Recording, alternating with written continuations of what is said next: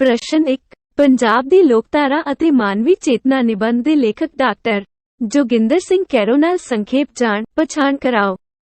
ਉੱਤਰ doctor Joginder Singh Kairon Punjabi ਦਾ ਚੰਗਾ ਨਾਵਲਕਾਰ, ਜੀਵਨੀਕਾਰ, ਆਲੋਚਕ ਅਤੇ ਲੋਕਧਾਰਾ ਦੇ ਖੇਤਰ ਵਿੱਚ ਖੋਜ ਕਰਨ ਵਾਲਾ ਵਿਦਵਾਨ ਸਾਹਿਤਕਾਰ ਹੈ।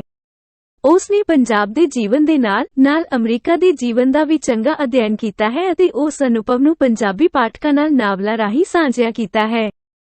ਉਸ ਨੇ ਆਪ ਹੀ ਖੋਜ ਤੇ ਆਲੋਚਨਾ ਨਹੀਂ ਕੀਤੀ ਬਲਕਿ ਕਈ ਵਿਦਿਆਰਥੀਆਂ ਦੀ ਅਗਵਾਈ ਕਰਕੇ ਆਪ ਨੇ ਉਨ੍ਹਾਂ ਨੂੰ M.Phil ਤੇ Ph.D. ਡਿਗਰੀ ਲੈਣ ਦੇ ਯੋਗ ਬਣਾਇਆ ਹੈ। ਡਾਕਟਰ ਜੋਗਿੰਦਰ ਸਿੰਘ ਕੈਰੋਂ ਦੇ ਜਨਮ ਦੀ ਮਿਤੀ ਸਰਟੀਫਿਕੇਟ ਤੇ ਕੁਝ ਹੋਰ ਹੈ ਅਤੇ ਉਨ੍ਹਾਂ ਦੇ ਪਿਤਾ ਦੇ ਦੱਸਣ ਮੁਤਾਬਕ ਹੋਰ ਹੈ। ਸਰਟੀਫਿਕੇਟ ਮੁਤਾਬਕ ਡਾਕਟਰ ਜੋਗਿੰਦਰ ਸਿੰਘ ਕੈਰੋਂ ਦਾ ਜਨਮ 12 ਅਪ੍ਰੈਲ 1941 ਈਸਵੀ ਨੂੰ ਹੋਇਆ, ਪਰ ਉਨ੍ਹਾਂ ਦੇ ਪਿਤਾ ਸੱਸਾ ਸੰਤੋਖ ਸਿੰਘ ਅਨੁਸਾਰ 6 ਫੱਗਣ ਨੂੰ ਹੋਇਆ ਜੋ ਕਿ 21/22 ਫਰਵਰੀ 1941 ਈਸਵੀ ਬਣਦਾ ਹੈ। ਉਨ੍ਹਾਂ ਦਾ ਜਨਮ ਸ੍ਰੀਮਤੀ ਹਰਬੰਸ ਕੌਰ ਦੀ ਕੁੱਖੋਂ ਪਿੰਡ 359 ਤਹਿਸੀਲ ਟੋਬਾ ਟੇਕ ਸਿੰਘ ਜ਼ਿਲ੍ਹਾ ਲਾਇਲਪੁਰ ਪਾਕਿਸਤਾਨ ਵਿੱਚ ਹੋਇਆ। ਡਾਕਟਰ ਜੋਗਿੰਦਰ ਸਿੰਘ ਕੈਰੋਂ ਦੀ ਮਾਤਾ ਉਸ ਦੇ ਜਨਮ ਤੋਂ ਬਾਅਦ ਛੇਤੀ ਸਵਰਗਵਾਸ ਹੋ ਗਈ। ਉਨ੍ਹਾਂ ਦੇ ਪਿਤਾ ਨੇ ਹੋਰ ਵਿਆਹ ਕਰਵਾ ਲਿਆ। ਇਸ ਤਰ੍ਹਾਂ ਬਚਪਨ ਵਿੱਚ ਕੈਰੋਂ ਨੂੰ ਮਤਰੇਈ ਮਾਂ ਦੇ ਕੌੜੇ ਰਿਸ਼ਤੇ ਦਾ ਸੰਤਾਪ ਤੇ ਦਰਦ ਭੋਗਣਾ ਪਿਆ। ਬਚਪਨ ਬੜਾ ਰੁਲਿਆ ਖਲਿਆ, ਤੰਗੀਆਂ ਤੇ ਪਰੇਸ਼ਾਨੀਆਂ ਵਾਲਾ ਗੁਜ਼ਾਰਿਆ। ਉਨ੍ਹਾਂ ਆਪਣੇ ਬਾਪ ਦੇ ਘਰ ਮੁੱਢਲੇ ਜੀਵਨ ਦੇ ਕੁਝ ਵਰ੍ਹੇ ਹੀ ਬਿਤਾਏ। 8ਵੀਂ ਜਮਾਤ ਪਾਸ ਕਰਨ ਉਪਰੰਤ ਉਨ੍ਹਾਂ ਦੀ ਭੂਆ ਧਨ ਕੌਰ ਅਤੇ ਫੁੱਫੜ ਸੱਸਾ ਮੋਹਨ ਸਿੰਘ ਸ਼ਾਹ ਆਪਣੇ ਕੋਲ ਪਿੰਡ ਕੈਰੋਂ ਅੰਮ੍ਰਿਤਸਰ ਲੈ ਆਏ। ਪਿੰਡ ਦੇ school Sri Guru Gobind Singh Majha Khalsa higher secondary school ਵਿੱਚੋਂ ਹਾਇਰ ਸੈਕੰਡਰੀ ਤੱਕ ਦੀ ਪੜ੍ਹਾਈ ਕੀਤੀ। ਹਾਇਰ ਸੈਕੰਡਰੀ ਉਸਨੇ ਐਗਰੀਕਲਚਰ ਦੇ ਵਿਸ਼ੇ ਵਿੱਚ ਪਾਸ ਕੀਤੀ। ਖਾਲਸਾ ਕਾਲਜ ਅੰਮ੍ਰਿਤਸਰ ਵਿੱਚੋਂ ਉਸਨੇ B.A. ਦੀ ਡਿਗਰੀ ਪ੍ਰਾਪਤ ਕੀਤੀ। M.A. ਪੰਜਾਬੀ ਉਨ੍ਹਾਂ ਨੇ ਪੰਜਾਬੀ ਯੂਨੀਵਰਸਿਟੀ ਪਟਿਆਲਾ ਤੋਂ ਕੀਤੀ ਤੇ ਬਾਬਾ ਬੁੱਢਾ ਕਾਲਜ ਬੀੜ ਸਾਹਿਬ ਵਿੱਚ ਅਧਿਆਪਕ ਲੱਗ ਗਏ। ਫਿਰ ਆਪਨੇ Ph.D. ਕੀਤੀ ਅਤੇ 1984 ਵਿੱਚ ਗੁਰੂ ਨਾਨਕ ਦੇਵ ਯੂਨੀਵਰਸਿਟੀ ਅੰਮ੍ਰਿਤਸਰ ਵਿੱਚ ਪੰਜਾਬੀ ਅਧਿਐਨ ਵਿਭਾਗ ਵਿੱਚ ਅਧਿਆਪਕ ਲੱਗ ਗਏ। ਫਿਰ ਉਹ 3 ਸਾਲ ਲਈ Punjab state university text book board ਦੇ ਡਾਇਰੈਕਟਰ ਦੇ ਅਹੁਦੇ ਤੇ ਰਹੇ। ਜੂਨ 2001 ਵਿੱਚ ਉਹ ਗੁਰੂ ਨਾਨਕ ਦੇਵ ਯੂਨੀਵਰਸਿਟੀ ਤੋਂ ਸੇਵਾ ਮੁਕਤ ਹੋਏ। ਗੁਰੂ ਨਾਨਕ ਦੇਵ ਯੂਨੀਵਰਸਿਟੀ ਅੰਮ੍ਰਿਤਸਰ ਨੇ ਸੇਵਾ ਮੁਕਤ ਹੋਣ ਉਪਰੰਤ ਉਨ੍ਹਾਂ ਨੂੰ 2 ਸਾਲ ਲਈ ਸੀਨੀਅਰ ਫੈਲੋ ਦੇ ਤੌਰ ਤੇ ਨਿਯੁਕਤ ਕੀਤਾ। ਇਸ ਸਮੇਂ ਉਨ੍ਹਾਂ ਨੇ ਲੋਕਧਾਰਾ ਦੇ ਪ੍ਰੋਜੈਕਟ ਉੱਤੇ ਬੜੀ ਲਗਨ ਨਾਲ ਕੰਮ ਕੀਤਾ ਅਤੇ 2 ਪੁਸਤਕਾਂ ਤਿਆਰ ਕੀਤੀਆਂ ਜਿਹਨੂੰ ਗੁਰੂ ਨਾਨਕ ਦੇਵ ਯੂਨੀਵਰਸਿਟੀ ਅੰਮ੍ਰਿਤਸਰ ਨੇ ਛਾਪਿਆ। ਲੋਕਧਾਰਾ ਨਾਲ ਸੰਬੰਧਿਤ ਉਹਦੀਆਂ 4 ਪੁਸਤਕਾਂ ਪੰਜਾਬੀ ਯੂਨੀਵਰਸਿਟੀ ਪਟਿਆਲਾ ਨੇ ਵੀ ਪ੍ਰਕਾਸ਼ਿਤ ਕੀਤੀਆਂ। ਸੀਨੀਅਰ ਫੈਲੋਸ਼ਿਪ ਦੀ ਮਿਆਦ ਖਤਮ ਹੋਣ ਤੇ ਉਹ ਅਮਰੀਕਾ ਚਲੇ ਗਏ। ਉੱਥੇ ਉਹਨੇ ਅਮਰੀਕਾ ਦੇ ਜੀਵਨ ਦਾ ਡੂੰਘਾਈ ਨਾਲ ਅਧਿਐਨ ਕੀਤਾ। ਉੱਥੋਂ ਦੇ ਜੀਵਨ ਨਾਲ ਸੰਬੰਧ ਰੋਜ਼ਾ ਮੇਵ ਅਤੇ ਬਾਈਪੋਲਰਾਂ ਦੇ ਦੇਸ਼ 2 ਨਾਵਲ ਲਿਖੇ। ਉਨ੍ਹਾਂ ਨੇ ਜੀਵਨੀਆਂ ਦੀ ਪੁਸਤਕਾਂ ਵੀ ਪੰਜਾਬੀ ਸਾਹਿਤ ਨੂੰ ਦਿੱਤੀਆਂ। ਉਹ ਹਨ ਸੰਤ ਬਾਬਾ ਖੜਕ ਸਿੰਘ ਜੀ, ਕਾਮਰੇਡ ਵਾਸਦੇਵ ਸਿੰਘ, ਤੇਜਾ ਸਿੰਘ ਸੁਤੰਤਰ ਸੰਗਰਾਮੀ ਗਾਥਾ, ਹੁਕਮ ਸਿੰਘ ਪਟ, ਬਨਫਸੇ ਦਾ ਫੁੱਲ ਅਤੇ ਲੋਕ ਨਾਇਕ ਸੱਸਾ ਪ੍ਰਤਾਪ ਸਿੰਘ ਕੈਰੋਂ। ਉਨ੍ਹਾਂ ਦੁਆਰਾ ਪ੍ਰਕਾਸ਼ਿਤ ਹੋਈਆਂ 2 ਦਰਜਨ ਪੁਸਤਕਾਂ ਵਿੱਚੋਂ ਉਨ੍ਹਾਂ ਦਾ ਪਹਿਲਾ ਨਾਵਲ ਨਾਦ ਬਿੰਦ ਪੰਜਾਬ ਯੂਨੀਵਰਸਿਟੀ ਪਟਿਆਲਾ ਦੇ M.A. ਦੇ ਪਾਠਕ੍ਰਮ ਦਾ ਹਿੱਸਾ ਹੈ। ਪ੍ਰਸ਼ਨ 2 ਡਾਕਟਰ ਜੋਗਿੰਦਰ ਸਿੰਘ ਕੈਰੋਂ ਦੇ ਨਿਬੰਧ ਪੰਜਾਬ ਦੀ ਲੋਕਧਾਰਾ ਅਤੇ ਮਾਨਵ ਚੇਤਨਾ ਦਾ ਵਿਸ਼ਾ ਅਤੇ ਸਾਰ ਲਿਖੋ। ਉੱਤਰ ਡਾਕਟਰ ਜੋਗਿੰਦਰ ਸਿੰਘ ਕੈਰੋਂ ਦਾ ਪੰਜਾਬੀ ਨਾਵਲ, ਜੀਵਨੀ, ਸਾਹਿਤ, ਆਲੋਚਨਾ ਅਤੇ ਲੋਕਧਾਰਾ ਦੇ ਖੇਤਰ ਵਿੱਚ ਮਹੱਤਵਪੂਰਨ ਯੋਗਦਾਨ ਹੈ। ਉਸ ਨੇ ਗੁਰੂ ਨਾਨਕ ਦੇਵ ਯੂਨੀਵਰਸਿਟੀ ਅੰਮ੍ਰਿਤਸਰ ਵਿੱਚ 2 ਸਾਲ ਬਤੌਰ ਸੀਨੀਅਰ ਫੈਲੋ ਲੋਕਧਾਰਾ ਦੇ ਪ੍ਰੋਜੈਕਟ ਉੱਤੇ ਕਾਰਜ ਕੀਤਾ ਹੈ। ਉਸ ਦੀਆਂ ਲੋਕਧਾਰਾ ਨਾਲ ਸੰਬੰਧਿਤ ਯੂਨੀਵਰਸਿਟੀ ਅੰਮ੍ਰਿਤਸਰ ਨੇ ਅਤੇ 2 ਪੁਸਤਕਾਂ ਗੁਰੂ ਨਾਨਕ ਦੇਵ 4 ਪੁਸਤਕਾਂ ਪੰਜਾਬੀ ਯੂਨੀਵਰਸਿਟੀ ਪਟਿਆਲਾ ਨੇ ਪ੍ਰਕਾਸ਼ਿਤ ਕੀਤੀਆਂ ਹਨ। ਹੇਠਾਂ ਅਸੀਂ ਉਸ ਦੇ ਨਿਬੰਧ ਪੰਜਾਬ ਦੀ ਲੋਕਧਾਰਾ ਅਤੇ ਮਾਨਵੀ ਚੇਤਨਾ ਦੇ ਵਿਸ਼ੇ ਅਤੇ ਸਾਰ ਉੱਤੇ ਵਿਚਾਰ ਕਰਦੇ ਹਾਂ। ਵਿਸ਼ਾ ਇਸ ਨਿਬੰਧ ਦਾ ਵਿਸ਼ਾ ਪੰਜਾਬ ਦੀ ਲੋਕਧਾਰਾ ਵਿੱਚ ਪੰਜਾਬੀਆਂ ਦੀ ਚੇਤਨਾ ਕਿਸ ਤਰ੍ਹਾਂ ਆਪਣੀਆਂ ਸਮੱਸਿਆਵਾਂ ਦੇ ਸਮਾਧਾਨ ਲੱਭਦੀ ਹੈ ਉੱਤੇ ਚਾਨਣਾ ਪਾਉਂਦਾ ਹੈ। ਚੇਤਨਾ ਦਾ ਸੰਬੰਧ ਦਿਮਾਗ ਨਾਲ, ਦਿਮਾਗ ਦਾ ਮਨੁੱਖ ਨਾਲ, ਮਨੁੱਖ ਦਾ ਲੋਕਧਾਰਾ ਨਾਲ ਹੈ।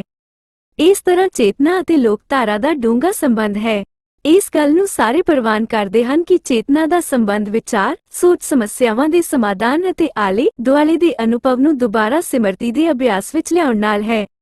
ਜਦੋਂ ਕਿਸੇ ਇੱਕ ਮਨੁੱਖ ਦੀ ਸੋਚ ਸੱਭਿਆਚਾਰਕ ਪੱਧਰ ਉੱਤੇ ਦੂਜੇ ਦੀ ਸੋਚ ਨਾਲ ਮੇਲ ਖਾਂਦੀ ਹੈ ਤਾਂ ਉਹ ਸਾਂਝਾ ਮਨੁੱਖੀ ਅਨੁਭਵ ਸਮੂਹ ਦੀ ਸੋਚ ਬਣਦਾ ਹੈ। ਸੋਚ ਜਾਂ ਵਿਚਾਰ ਨੂੰ ਪ੍ਰਗਟਾਵੇ ਦੇ ਮਾਧਿਅਮ ਰਾਹੀਂ ਪਰੰਪਰਾ ਦਾ ਭਾਗ ਬਣਾ ਕੇ ਆਪਣੀ ਸਿਮਰਤੀ ਵਿੱਚ ਸਮਾ ਲੈਣਾ ਤੇ ਦੂਜਿਆਂ ਨਾਲ ਸਾਂਝਾ ਕਰਨ ਦਾ ਯਤਨ ਮਨੁੱਖ ਨੇ ਹੀ ਕੀਤਾ ਹੈ। ਜਿਨ ਚਿਰ ਕਿਸੇ ਸਮੱਸਿਆ ਦਾ ਹੱਲ ਵਿਗਿਆਨਕ ਤੌਰ ਤੇ ਨਹੀਂ ਮਿਲਦਾ, ਮਨੁੱਖ ਉਸ ਨੂੰ ਪਰੰਪਰਾ ਵਿੱਚੋਂ ਹੀ ਲੱਭਦਾ ਹੈ। ਪਰੰਪਰਾਇਕ ਸੋਚ ਲੋਕ ਸਾਹਿਤ ਰੂਪਾਂ ਵਿੱਚ ਸਾਂਭੀ ਪਈ ਹੈ ਜੋ ਕਿ ਲੋਕਧਾਰਾ ਦਾ ਅੰਗ ਹਨ। ਸਮਾਜ ਵਿੱਚ ਮਨੁੱਖ ਵੱਲੋਂ ਕਿਸੇ ਸਮੱਸਿਆ ਦੇ ਸੁਪਨਮਈ ਹੱਲ ਲਈ ਸਿਰਜਣਾਤਮਕ ਪੱਧਰ ਉੱਤੇ ਲਿਆ ਫੈਸਲਾ ਲੋਕ ਸਾਹਿਤ ਦਾ ਆਧਾਰ ਹੁੰਦਾ ਹੈ। ਮਨੁੱਖੀ ਚੇਤਨਾ ਕੁਦਰਤੀ ਵਰਤਾਰੇ ਨੂੰ ਆਪਣੇ ਜੀਵਨ ਦੇ ਅਨੁਭਵ ਦੇ ਮਾਧਿਅਮ ਰਾਹੀਂ ਸਮਝਣ ਦੀ ਕੋਸ਼ਿਸ਼ ਕਰਦੀ ਹੈ। ਸੰਰਚਨਾਤਮਕ ਸ਼ਕਤੀ ਮਨੁੱਖ ਅੰਦਰ ਸੁਭਾਵਿਕ ਰੂਪ ਵਿੱਚ ਆਦਿਕਾਲ ਤੋਂ ਹੈ। ਭਾਸ਼ਾ, ਮਿੱਥ ਅਤੇ ਸਾਕਾਦਾਰੀ ਪ੍ਰਬੰਧ ਵਰਗੀਆਂ ਸੰਰਚਨਾਵਾਂ ਦੀ ਵਿਚਾਰ ਪੱਧਰ ਉੱਤੇ ਤਿਆਰ ਕੀਤੀ ਕਾਲਪਨਿਕ ਰੂਪ ਰੇਖਾ ਸਮਾਂ ਪਾ ਕੇ ਪ੍ਰਤੱਖ ਰੂਪ ਵਿੱਚ ਸਾਹਮਣ ਆਉਂਦੀ ਹੈ। ਮਾਨਵੀ ਚੇਤਨਾ ਮਨੁੱਖ ਨੂੰ ਬਾਕੀ ਪ੍ਰਕਿਰਤੀ ਨਾਲ ਵੱਖਰਿਆਉਂਦੀ ਹੈ। ਮਨੁੱਖ ਦਾ ਵਿਕਸਿਤ ਦਿਮਾਗ ਯੋਗ ਫੈਸਲੇ ਲੈਣ ਤੇ ਜੀਵਨ ਨੂੰ ਸੇਧ ਦੇਣ ਦੇ ਸਮਰੱਥ ਹੁੰਦਾ ਹੈ। ਲੋਕ ਸਮੂਹ ਵਿੱਚ ਸੋਚ ਪ੍ਰਵਾਹ ਉਨੀ ਦੇਰ ਚੱਲਦਾ ਰਹਿੰਦਾ ਹੈ ਜਿੰਨੀ ਦੇਰ ਤੱਕ ਕਲਾਤਮਕ ਸੋਚ ਦੀ ਲਿਸ਼ਕ ਤੇ ਸੱਭਿਆਚਾਰਕ ਕਦਰਾਂ ਕੀਮਤਾਂ ਦੀ ਗਵਾਹੀ ਸਾਫ਼ ਨਜ਼ਰ ਨਹੀਂ ਆਉਂਦੀ। ਚੇਤਨਾ ਰਾਹੀਂ ਇਕੱਠਾ ਕੀਤਾ ਅਜਿਹਾ ਗਿਆਨ ਬੁੱਧੀ ਹੈ ਜੋ ਕਿ ਲੋਕਧਾਰਾ ਦੇ ਲੋਕ ਸਾਹਿਤ ਵਿੱਚ ਵਿਦਮਾਨ ਹੁੰਦੀ ਹੈ। ਇਹ ਭਾਸ਼ਾਈ ਤੱਥਾਂ ਦਾ ਅਜਿਹਾ ਚਿੰਨ੍ਹਾਤਮਕ ਪ੍ਰਬੰਧ ਹੈ ਜਿਸ ਵਿੱਚ ਮਨੁੱਖੀ ਬੁੱਧੀ ਦੀਆਂ ਕਿਰਿਆਵਾਂ ਤੇ ਪ੍ਰਤੀਕਿਰਿਆਵਾਂ ਕਈ ਪੱਧਰ ਤੇ ਪੇਸ਼ ਹੁੰਦੀਆਂ ਹਨ। ਮਨੁੱਖ ਦੇ ਧਰਤੀ ਉੱਤੇ ਆਉਣ ਬਾਰੇ, ਸਮਾਜਿਕ ਅਤੇ ਸੱਭਿਆਚਾਰਕ ਸੰਗਠਨਾਂ ਵਿਚਲੀਆਂ ਖਾਮੀਆਂ ਤੇ ਸਮੱਸਿਆਵਾਂ ਦੇ ਹੱਲ ਲੱਭਣ ਬਾਰੇ ਪੰਜਾਬੀ ਲੋਕਧਾਰਾ ਵਿੱਚ ਵਿਚਾਰ ਚਰਚਾ ਮਿਲਦੀ ਹੈ। ਪੰਜਾਬੀ ਸੱਭਿਆਚਾਰਕ ਪ੍ਰਬੰਧ ਇਸ ਤਰ੍ਹਾਂ ਦਾ ਹੈ ਜਿਸ ਨੂੰ ਕੋਈ ਇਕੱਲਾ ਵਿਅਕਤੀ ਪੂਰਨ ਰੂਪ ਵਿੱਚ ਤੋੜ ਨਹੀਂ ਸਕਦਾ। ਜੇ ਕੋਈ ਅਜਿਹਾ ਕਰਦਾ ਹੈ ਤਾਂ ਸਮੁੱਚਾ ਪ੍ਰਬੰਧ ਉਸ ਨੂੰ ਕਾਬੂ ਵਿੱਚ ਰੱਖਣ ਲਈ ਕਿਰਿਆਸ਼ੀਲ ਹੋ ਜਾਂਦਾ ਹੈ। ਪੰਜਾਬ ਦੀ ਲੋਕਧਾਰਾ ਅਤੇ ਮਾਨਵੀ ਚੇਤਨਾ ਵਿਸ਼ਵ ਪੱਧਰ ਦੀ ਚੇਤਨਾ ਗ੍ਰਹਿਣ ਕਰ ਰਹੀ ਹੈ। ਨਿਬੰਧ ਦੇ ਵਿਸ਼ੇ ਵਿੱਚ ਬਹੁਤ ਹੀ ਵਿਧੀਪੂਰਵਕ ਇਹ ਗੱਲ ਸਪਸ਼ਟ ਕੀਤੀ ਗਈ ਹੈ ਕਿ ਪੰਜਾਬੀ ਲੋਕਧਾਰਾ ਵਿੱਚ ਪੰਜਾਬੀ ਮਨੁੱਖ ਦੀ ਚੇਤਨਾ ਆਪਣੀਆਂ ਸਮੱਸਿਆਵਾਂ ਦੇ ਹੱਲ ਦੀ ਕੋਸ਼ਿਸ਼ ਕਰ ਰਹੀ ਹੈ, ਉੱਥੇ ਵਿਸ਼ਵ ਪੱਧਰ ਤੇ ਆਈ ਚੇਤਨਾ ਨੂੰ ਗ੍ਰਹਿਣ ਕਰਕੇ ਲੋਕਾਂ ਦੀ ਅਗਵਾਈ ਕਰਨ ਦੀ ਕੋਸ਼ਿਸ਼ ਕਰੀ ਰਹੀ ਹੈ। ਸਾਰ ਲੇਖਕ ਦੱਸਦਾ ਹੈ ਕਿ ਚੇਤਨਾ ਦਾ ਦਿਮਾਗ ਨਾਲ, ਦਿਮਾਗ ਦਾ ਮਨੁੱਖ ਨਾਲ, ਮਨੁੱਖ ਦਾ ਲੋਕਧਾਰਾ ਨਾਲ ਸੰਬੰਧ ਹੋਣ ਕਰਕੇ ਚੇਤਨਾ ਤੇ ਲੋਕਧਾਰਾ ਅੰਤਰ ਸੰਬੰਧਿਤ ਹਨ। ਅੱਜ ਅਸੀਂ ਨਵੀਨ ਕਦਰਾਂ, ਕੀਮਤਾਂ ਤੇ ਤਕਨਾਲੋਜੀ ਵਿਸ਼ਵ ਪੱਧਰ ਤੇ ਜੋ ਸਾਂਝੀ ਚੇਤਨਾ ਪੈਦਾ ਕਰ ਰਹੀ ਹੈ, ਅਪਣਾ ਕੇ ਸਥਾਨਕ ਰਹੋ ਰੀਤਾਂ ਤੇ ਵਿਸ਼ਵਾਸਾਂ ਨੂੰ ਤਿਲਾਂਜਲੀ ਦੇ ਰਹੇ ਹਾਂ ਅਤੇ ਮਹਾਨਗਰਾਂ ਵਿੱਚ ਪਰੰਪਰਕ ਰਵਾਇਤਾਂ ਅਤੇ ਵਿਸ਼ਵਾਸਾਂ ਨੂੰ ਖੋਰਾ ਲੱਗਣ ਦਾ ਫਿਕਰ ਵੀ ਕਰ ਰਹੇ ਹਾਂ। ਭਾਵੇਂ ਦਾਰਸ਼ਨਿਕ ਤੇ ਵਿਗਿਆਨੀ ਚੇਤਨਾ ਬਾਰੇ ਕੋਈ ਨਿੱਘੜ ਧਾਰਨਾ ਨਹੀਂ ਬਣਾ ਸਕੇ, ਪਰ ਚੇਤਨਾ ਦਾ ਵਿਚਾਰ, ਸੋਚ, ਸਮੱਸਿਆਵਾਂ ਦੇ ਹੱਲ ਤੇ ਚੌਗਿਰਦੇ ਦੇ ਅਨੁਭਵ ਨੂੰ ਸਿਮਰਤੀ ਦੇ ਅਭਿਆਸ ਵਿੱਚ ਲਿਆਉਣ ਨਾਲ ਡੂੰਘਾ ਸੰਬੰਧ ਹੈ। ਸੋਚ ਤੇ ਵਿਚਾਰ ਵਿਅਕਤੀਗਤ ਹੈ, ਪਰ ਜਦੋਂ ਸੱਭਿਆਚਾਰਕ ਪੱਧਰ ਤੇ ਨਿੱਜੀ ਸੋਚ ਦੂਜਿਆਂ ਦੀ ਸੋਚ ਨਾਲ ਮੇਲ ਖਾਂਦੀ ਹੈ ਤਾਂ ਇਹ ਅਨੁਭਵ ਸਮੂਹ ਦੀ ਸੋਚ ਬਣ ਜਾਂਦਾ ਹੈ। ਅਜਿਹੀ ਸੋਚ ਨੂੰ ਪ੍ਰਗਟਾਵੇ ਦੇ ਮਾਧਿਅਮ ਰਾਹੀਂ ਪਰੰਪਰਾ ਦਾ ਭਾਗ ਬਣਾ ਕੇ ਚੇਤੇ ਵਿੱਚ ਜਜ਼ਬ ਕਰਨਾ ਮਨੁੱਖ ਦੇ ਹਿੱਸੇ ਆਇਆ ਹੈ। ਜਿਨ੍ਹਾਂ ਸਮੱਸਿਆਵਾਂ ਦਾ ਹੱਲ ਵਿਗਿਆਨ ਨੇ ਨਹੀਂ ਕੱਢਿਆ, ਮਨੁੱਖ ਉਹਨਾਂ ਦਾ ਹੱਲ ਪਰੰਪਰਾ ਵਿੱਚੋਂ ਭਾਲਦਾ ਹੈ। ਪਰੰਪਰਾ ਦੀ ਸੋਚ ਲੋਕ ਸਾਹਿਤ ਵਿੱਚ ਸਾਂਭੀ ਪਈ ਹੈ। ਮਨੁੱਖੀ ਚੇਤਨਾ ਵਿਚਲੀ ਸੋਚ ਸਮੱਸਿਆਵਾਂ ਦੇ ਹੱਲ, ਫੈਸਲੇ ਕਰਨ, ਸੁਪਨੇ ਲੈਣ ਤੇ ਸਿਰਜਣਾ ਨਾਲ ਸੰਬੰਧਿਤ ਹੈ। ਮਨੁੱਖ ਜੀਵਨ ਦੇ ਪਹਿਲੂਆਂ ਨੂੰ ਸਮਝਣ ਲਈ ਅਨੇਕ ਜੁਗਤਾਂ ਵਰਤਦਾ ਤੇ ਸੰਰਚਨਾਵਾਂ ਉਸਾਰਦਾ ਹੈ ਜੋ ਲੋਕਧਾਰਾ ਦੇ ਵੱਖ-ਵੱਖ ਰੂਪ ਬਣਦੇ ਹਨ। ਲੋਕਯਾਨਕ ਰੂਪ ਮਨੁੱਖ ਦੇ ਵਿਭਿੰਨ ਸੰਘਰਸ਼ਾਂ ਵਿੱਚ ਸੁਮੇਲ ਪੈਦਾ ਕਰਕੇ ਮਨੁੱਖੀ ਹੋਂਦ ਦੀ ਸੀਮਾ ਨਿਸ਼ਚਿਤ ਕਰਦੇ ਹਨ। ਮਨੁੱਖ ਅੰਦਰ ਆਦਿਕਾਲ ਤੋਂ ਸੰਰਚਨਾ ਦੀ ਸ਼ਕਤੀ ਹੈ। ਭਾਸ਼ਾ ਤੇ ਸਾਕਾਦਰੀ ਪ੍ਰਬੰਧ ਦੀ ਕਾਲਪਨਿਕ ਰੂਪ ਰੇਖਾ ਦੀ ਸੰਰਚਨਾ ਉਹ ਵਿਚਾਰ ਪੱਧਰ ਤੇ ਤਿਆਰ ਕਰਦਾ ਹੈ। ਗਹਿਨ ਪੱਧਰ ਦੀ ਕਲਪਨਾ ਯਥਾਰਥ ਦਾ ਰੂਪ ਧਾਰਨ ਕਰਦੀ ਹੈ। ਇਹਨਾਂ ਤਿੰਨ ਖੇਤਰਾਂ ਦੇ ਆਪਸੀ ਸੁਮੇਲ ਤੇ ਵਿਰੋਧ ਦੇ ਯਥਾਰਥ ਤੋਂ ਲੋਕਯਾਨ ਦੀ ਸਿਰਜਣਾ ਹੁੰਦੀ ਹੈ। ਮਨ ਵਿਕਸਿਤ ਦਿਮਾਗ ਕਰਕੇ ਹੀ ਆਪਣੇ ਲਈ ਮਨੋਰੰਜਨ ਦੇ ਸਾਧਨ ਪੈਦਾ ਕਰਦਾ ਹੈ ਤੇ ਅੱਠ ਫੈਸਲੇ ਲੈਣ ਦੇ ਸਮਰੱਥ ਬਣਦਾ ਹੈ। ਲੋਕਧਾਰਾ ਦਾ ਸਿਰਜਣ ਪ੍ਰਕਿਰਿਆ ਪਿੱਛੇ ਸ਼ਕਤੀਸ਼ਾਲੀ ਵਿਚਾਰ ਪੈਦਾ ਕਰਨ ਵਾਲਾ ਦਿਮਾਗ ਕਾਰਜਸ਼ੀਲ ਹੁੰਦਾ ਹੈ। ਕਿਸੇ ਵਿਚਾਰ ਦੀ ਲੋਕ ਸਮੂਹ ਵੱਲੋਂ ਉਨਾ ਚਿਰ ਸੁਧਾਈ ਹੁੰਦੀ ਰਹਿੰਦੀ ਹੈ ਜਦ ਤੱਕ ਉਸ ਵਿੱਚ ਕਲਾਮਈ ਸੱਚ ਦੀ ਲਿਸ਼ਕ ਤੇ ਸੱਭਿਆਚਾਰਕ ਕਦਰਾਂ ਕੀਮਤਾਂ ਦੀ ਗਵਾਹੀ ਨਜ਼ਰ ਨਹੀਂ ਆਉਂਦੀ।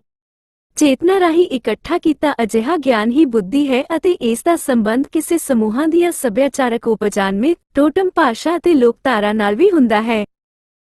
ਇਹ 17 ਲੋਕ ਸਾਹਿਤ ਨੂੰ ਬੁੱਧੀ ਦਾ ਖਜ਼ਾਨਾ ਕਿਹਾ ਜਾ ਸਕਦਾ ਹੈ ਜੋ ਲੋਕਧਾਰਾ ਦੀ ਇੱਕ ਵੰਨਗੀ ਹੈ। ਲੋਕ ਕਾਵਿ ਪ੍ਰਬੰਧ ਅਤੇ ਲੋਕ ਵਾਰਤਕ ਬਿਰਤਾਂਤ ਪ੍ਰਬੰਧ ਨੇ ਜੀਵਨ ਦਾ ਬਹੁਪੱਖੀ ਅਨੁਭਵ ਨੂੰ ਬਾਤਰਤੀਬ ਪੇਸ਼ ਕੀਤਾ ਹੈ ਜਿਸ ਤੋਂ ਆਮ ਲੋਕ ਸੇਧ ਲੈ ਸਕਦੇ ਹਨ। ਡਾਰਵਿਨ ਦੇ ਵਿਕਾਸ ਸਿਧਾਂਤ ਤੋਂ ਪਹਿਲਾਂ ਸਾਰੇ ਮਨੁੱਖਾਂ ਸਾਹਮਣੇ ਇੱਕ ਪ੍ਰਸ਼ਨ ਸੀ ਕਿ ਮਨੁੱਖ ਧਰਤੀ ਉੱਤੇ ਕਿੱਥੋਂ ਆਇਆ। ਇਹ ਇੱਕ ਤੋਂ ਪੈਦਾ ਹੋਇਆ ਜਾਂ ਦੋਹਾਂ ਦੇ ਸੁਮੇਲ ਤੋਂ? ਕਿਸੇ ਨੇ ਕਿਹਾ, ਖੁਦਾ ਨੇ ਕਿਹਾ, ਹੋ ਜਾ।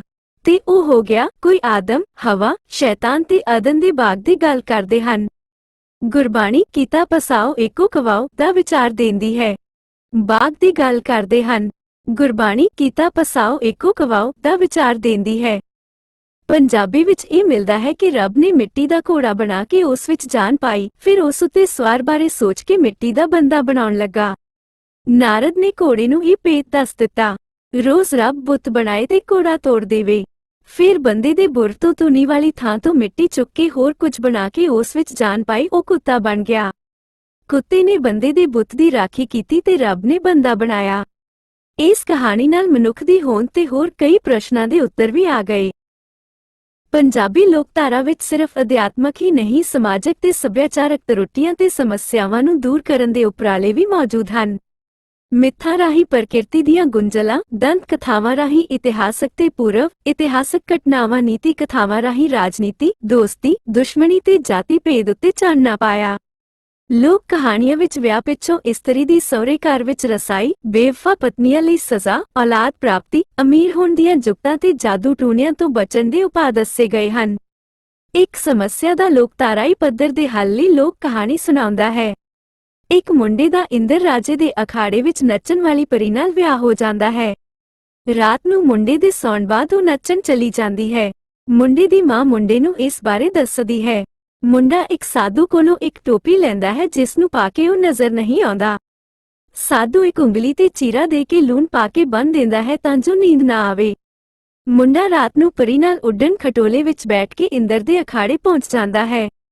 ਢੋਲਕੀ ਵਜਾਉਣ ਵਾਲਾ ਮੁੰਡਾ ਪਿਸ਼ਾਬ ਕਰਨ ਜਾਂਦਾ ਹੈ ਤਾਂ ਉਸ ਦੀ ਥਾਂ ਐਸੀ ਢੋਲਕੀ ਵਜਾਉਂਦਾ ਹੈ ਕਿ ਪਰੀ ਬਹੁਤ ਵਧੀਆ ਨੱਚਦੀ ਹੈ। ਰਾਜਾ 07 ਹੈ ਜੋ ਢੋਲਕੀ ਵਾਲੇ ਨੂੰ ਕੰਗਣ ਦਿੰਦਾ ਹੈ, ਫੜਾ ਦਿੰਦੀ ਹੈ। ਅਗਲੀ ਰਾਤ ਮੁੰਡਾ ਜਦੋਂ ਘਰ ਜਾ ਕੇ ਆਪਣੀ ਵਹੁਟੀ ਨੂੰ ਦਿੰਦਾ ਹੈ ਤਾਂ ਉਹ ਅੱਗੇ ਤੋਂ ਇੰਦਰ ਦੇ ਦਰਬਾਗਨ ਜਾਣ ਦਾ ਇਕਰਾਰ ਕਰਦੀ ਹੈ। ਇਸ ਤਰ੍ਹਾਂ ਇਸਤਰੀ ਦਾ ਪਰਾਏ ਮਰਦ ਕੋਲ ਨਾ ਜਾਣ ਤੱਤਾਂ ਨੈਤਿਕ ਕਦਰਾਂ ਕੀਮਤਾਂ ਦਾ ਪਾਲਣ ਕਰਨ ਦੀ ਪ੍ਰੇਰਨਾ ਹੈ। ਸੱਭਿਆਚਾਰ ਅਤੇ ਲੋਕਧਾਰਾ ਦਾ ਸਿਸਟਮ ਟਰਮ ਸਵੈਚਾਲਕ ਅਤੇ ਰੂਪਾਂਤਰਨਕਾਰੀ ਹੋਣ ਕਰਕੇ ਇਸ ਵਿੱਚ ਫੀਡਬੈਕ ਦਾ ਸਿਧਾਂਤ ਕੰਮ ਕਰਦਾ ਹੈ। ਫੀਡਬੈਕ ਬਾਇਓਲੋਜੀਕਲ ਆਰਗੇਨਾਈਜੇਸ਼ਨ ਦਾ ਮੂਲ ਆਧਾਰ ਹੈ, ਜਿਸ ਕਰਕੇ ਮਨੁੱਖੀ ਮਨ ਦੀ ਉਪਜ ਲੋਕਧਾਰਾ ਵਿੱਚ ਵੀ ਅਨੁਸ਼ਾਸਨ ਤੇ ਨਿਯੰਤਰਣ ਦੇ ਲੱਛਣ ਮਿਲਦੇ ਹਨ। ਕੋਈ ਇਕੱਲਾ ਵਿਅਕਤੀ ਲੋਕਧਾਰਾ ਦੇ ਸਿਸਟਮ ਨੂੰ ਪੂਰਨ ਰੂਪ ਵਿੱਚ ਭੰਗ ਕਰਨ ਜਾਂ ਸਮਾਜ ਦੀ ਚਾਲ ਤੋਂ ਅੱਗੇ ਲੰਘਣ ਦੀ ਕੋਸ਼ਿਸ਼ ਕਰਦਾ ਹੈ ਤਾਂ ਪ੍ਰਬੰਧ ਉਸ ਨੂੰ ਕਾਬੂ ਕਰਨ ਲਈ ਕਿਰਿਆਸ਼ੀਲ ਹੋ ਜਾਂਦਾ ਹੈ। ਲੋਕਧਾਰਾ ਦਾ ਕੰਮ ਪ੍ਰਬੰਧ ਵਿਚਲੇ ਨੁਕਸਾਨ ਨੂੰ ਦਰੁਸਤ ਕਰਕੇ ਚਾਲੂ ਰੱਖਣਾ ਹੈ। ਇੱਕ ਕੁੜੀ ਜਿਸ ਦੀ ਸ਼ਰਤ ਹੈ ਕਿ ਉਸ ਮੁੰਡੇ ਨਾਲ ਵਿਆਹ ਕਰਵਾਉਣਾ ਹੈ ਜਿਸ ਤੇ ਉਹ ਰੋਜ਼ 5 ਚਿੱਤਰ ਮਾਰਿਆ ਕਰੇਗੀ। ਇੱਕ ਚਲਾਕ ਮੁੰਡਾ ਹਾਂ ਕਰ ਦਿੰਦਾ ਹੈ। ਉਸ ਨਾਲ ਵਿਆਹ ਕਰਵਾਉਣ ਪਿੱਛੋਂ ਡੋਲੇ ਅੱਗੇ ਇੱਕ ਖੋਤੇ ਉੱਤੇ ਚੱਕੀ ਦੇ ਪੁੜ ਰੱਖ ਕੇ ਉੱਤੇ ਛੱਜ ਬੇਨ ਕੇ ਕੱਚੇ ਕੁੱਕੜ ਮਾਰ ਕੇ ਤੁਰ ਪੈਂਦਾ ਹੈ। ਰਸਤੇ ਵਿੱਚ ਛੱਜ ਦੇ ਆਪਣੀ ਕਿਰਪਾਨ ਨਾਲ ਇਹ ਕਹਿ ਕੇ ਟੁਕੜੇ ਕਰਦਾ ਹੈ ਕਿ ਉਹ ਕਿਸ ਦੇ ਹੁਕਮ ਨਾਲ ਖੜਕਿਆ ਹੈ। ਫਿਰ ਇਹ ਕਹੇ ਕਿ ਤੁਸੀਂ ਕਿਸ ਦੇ ਹੁਕਮ ਨਾਲ ਖੜਕੇ ਹੋ, ਚੱਕੀ ਦੇ ਪੁੜ ਤੋੜ ਦਿੰਦਾ ਹੈ। ਫਿਰ ਇਹ ਕਹੇ ਕਿ ਕੁੱਕੜ ਨੂੰ ਵੱਢ ਦਿੰਦਾ ਹੈ ਕਿ ਉਸਨੇ ਕਿਸ ਦੇ ਹੁਕਮ ਨਾਲ ਬਾਂਗ ਦਿੱਤੀ ਤੇ ਫਿਰ ਇਹ ਕਹੇ ਕਿ ਤੂੰ ਕਿਸ ਦੇ ਹੁਕਮ ਨਾਲ ਹਿਣਕਿਆ ਹੈ, ਖੋਤੇ ਨੂੰ ਵੀ ਵੱਢ ਦਿੰਦਾ ਹੈ। ਕੁੜੀ ਸਭ ਕੁਝ ਦੇਖਦੀ ਹੁੰਦੀ ਹੈ। ਘਰ ਪਹੁੰਚ ਕੇ ਕੁੜੀ ਕੁਝ ਖਾਂਦੀ ਪੀਂਦੀ ਨਹੀਂ। ਘਰਦਿਆਂ ਦੇ ਪੁੱਛਣ ਤੇ ਉਹ ਕਹਿੰਦੀ ਹੈ ਕਿ ਮੈਂ ਮਾਲਕ ਦੇ ਹੁਕਮ ਬਿਨਾਂ ਨਹੀਂ ਖਾਵਾਂ ਪਿਆਂਗੀ। ਇਸ ਤਰ੍ਹਾਂ ਵਿਗੜੀ ਹੋਈ ਸਮਾਜਿਕ ਇਕਾਈ ਨੂੰ ਮੁੜ ਆਪਣੇ ਪ੍ਰਬੰਧ ਵਿੱਚ ਲਿਆਉਣ ਅਤੇ ਔਰਤ ਨੂੰ ਉਸ ਦੇ ਪਤੀ ਬਾਰੇ ਵਿਹਾਰ ਦਾ ਅਹਿਸਾਸ ਕਰਵਾਇਆ ਹੈ। ਇਸ ਤਰ੍ਹਾਂ ਲੋਕਧਾਰਾ ਵਿੱਚ ਮਨੁੱਖੀ ਆਜ਼ਾਦੀ ਤੇ ਆਪ ਹੁਦਰੇਪਣ ਨੂੰ ਨਿਯੰਤਰਣ ਕਰਨ ਦੀਆਂ ਜੁਗਤਾਂ ਵੀ ਹਨ। ਪੰਜਾਬ ਦੀ ਲੋਕਧਾਰਾ ਵਿਸ਼ਵ ਪੱਧਰ ਦੀ ਚੇਤਨਾ ਨੂੰ ਵੀ ਗ੍ਰਹਿਣ ਕਰ ਰਹੀ ਹੈ। ਏਕੇ ਵਿੱਚ ਬਰਕਤ ਹੈ ਵਾਲੀ ਕਹਾਣੀ ਵਿੱਚ ਬਜ਼ੁਰਗ ਦੇ ਕਹਿਣ ਤੇ ਪੁੱਤਰ ਇਕੱਲਾ ਕਾਨਾ ਤਾਂ ਤੋੜ ਦਿੰਦੇ ਹਨ ਪਰ ਕਾਨਿਆਂ ਦਾ ਗੱਠਾ ਨਹੀਂ ਤੋੜ ਸਕਦੇ। ਪਰ ਛੋਟਾ ਮੁੰਡਾ ਤਾਂ ਆਂਦੀ ਪਨੀਰੀ ਵਾਲਾ ਗਮਲਾ ਬਜ਼ੁਰਗ ਕੋਲ ਲਿਆ ਕੇ ਪੁੱਛਦਾ ਹੈ, ਇਹ ਬੂਟੇ ਇਕੱਠੇ ਹੀ ਰਹਿਣ ਦਿਆਂ ਜਾਂ ਵੱਖ-ਵੱਖ ਕਰਕੇ ਕਿਧਰੇ ਹੋਰ ਲਾ ਦਿਆਂ। ਲੱਕੜਹਾਰਾ ਜੋ ਜੰਗਲ ਦੇ ਖੂਹ ਵਿੱਚ ਕੁਹਾੜਾ ਡਿੱਗ ਪੈਣ ਤੇ ਦੇਵਤੇ ਵੱਲੋਂ ਕੱਢ ਕੇ ਦਿੱਤੇ ਸੋਨੇ ਚਾਂਦੀ ਦੇ ਕੁਹਾੜੇ ਨੂੰ ਨਾ ਕਰ ਦਿੰਦਾ ਹੈ ਤਾਂ ਦੇਵਤਾ ਉਸ ਨੂੰ ਲੋਹੇ ਦੇ ਕੁਹਾੜੇ ਨਾਲ ਉਹ ਦੋਵੇਂ ਵੀ ਦੇ ਦਿੰਦਾ ਹੈ। ਪਰ ਨਵੇਂ ਅਰਥਾਂ ਵਾਲੀ ਕਹਾਣੀ ਵਿੱਚ ਲੱਕੜਹਾਰਾ ਨਾਲ ਪਤਨੀ ਲੈ ਜਾਂਦਾ ਹੈ ਜੋ ਜੰਗਲ ਦੇ ਖੂਹ ਵਿੱਚ ਡਿੱਗ ਪੈਂਦੀ ਹੈ। ਦੇਵਤਾ ਖੂਹ ਵਿੱਚੋਂ ਮੇਮ ਕੱਢ ਕੇ ਦਿੰਦਾ ਹੈ ਤਾਂ ਉਹ ਝੱਟ ਹਾਂ ਕਰ ਦਿੰਦਾ ਹੈ। ਦੇਵਤੇ ਦੇ ਹੈਰਾਨ ਹੋ ਕੇ ਪੁੱਛਣ ਤੇ ਦੱਸਦਾ ਹੈ ਕਿ ਉਸਨੇ ਅਸਲੀ ਪਤਨੀ ਨਾਲ 2 ਹੋਰ ਔਰਤਾਂ ਦੇ ਦੇਣ ਦਾ ਡਰ ਸੀ ਤਾਂ ਹਾਂ ਕਰ ਦਿੱਤੀ। ਲੇਖਕ ਅਨੁਸਾਰ ਪੰਜਾਬੀ ਲੋਕਧਾਰਾ ਵਿਚਲੀ ਚੇਤਨਾ ਆਪਣੀਆਂ ਸਮੱਸਿਆਵਾਂ ਦੇ ਹੱਲ ਲੱਭਣ ਵਿੱਚ ਵੀ ਤੇ ਵਿਸ਼ਵ ਪੱਧਰ ਉੱਤੇ ਆਈ ਚੇਤਨਾ ਨੂੰ ਆਪਣੇ ਵਿੱਚ ਜਜ਼ਬ ਕਰਨ ਤੇ ਲੋਕਾਂ ਨੂੰ ਸੇਧ ਦੇਣ ਦੀ ਕੋਸ਼ਿਸ਼ ਵਿੱਚ ਵੀ ਹੈ।